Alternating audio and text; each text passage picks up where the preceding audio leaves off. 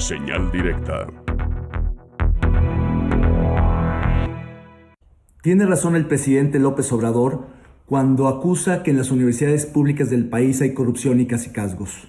En un país donde la corrupción es uno de los problemas más extendidos y profundos, es casi una obviedad señalar que en las instituciones de educación superior exista corrupción. En un estado con una enraizada tradición autoritaria en todas las esferas de poder, indicar que hay caciques en las instituciones académicas resulta igualmente evidente.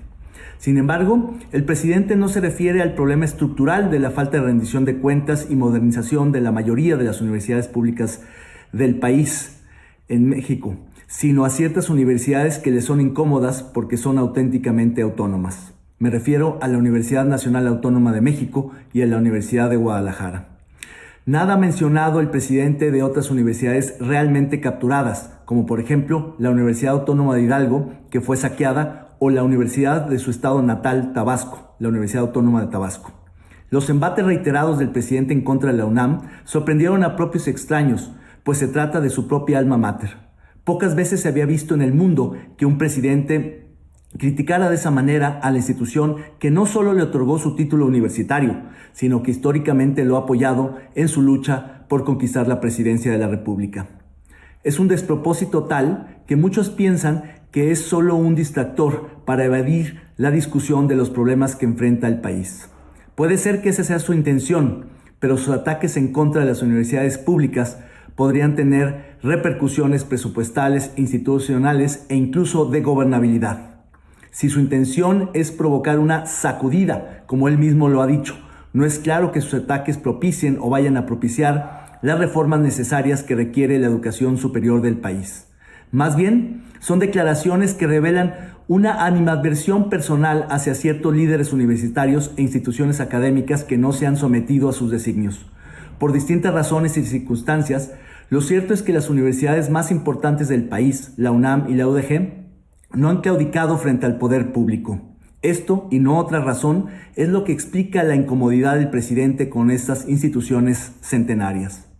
Cuando el presidente acusa que la UNAM se ha vuelto derechista o elitista, no es que le preocupe la calidad o filosofía educativas universitarias, sino la crítica de ciertos universitarios.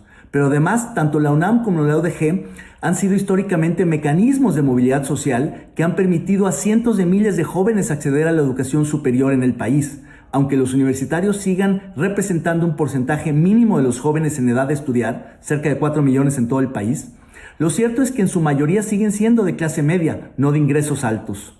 Desde luego que como país es necesario hacer un esfuerzo mucho mayor para incorporar a jóvenes de bajos ingresos a las aulas universitarias. Pero al presidente no le preocupa la matrícula universitaria, sino determinadas decisiones autónomas como la de posponer el regreso a clases por razones de la pandemia. En la Ley de Educación Superior, que forma parte de la Contrarreforma Educativa Nacional, se establece un sistema de evaluación y acreditación de universidades que cambiaría las reglas del juego en la educación superior. En esta ley recientemente aprobada, se contempla un comité técnico que podría utilizarse para presionar a las universidades, no solo públicas, sino también privadas. Como lo dice Salvador Camarena en su columna de ayer, la promesa del presupuesto anual sería un garrote o una zanahoria según se requiera. En el caso de las universidades privadas, la espada de Damocles, pues estaría en juego la autorización misma de esas universidades. La embestida del presidente en contra de la UNAM, de la UDG, del CIDE, de los centros CONACYT, de los fideicomisos académicos, entre tantas otras instituciones y mecanismos de financiamiento de la educación superior, no tiene otro propósito que el control de las universidades del país.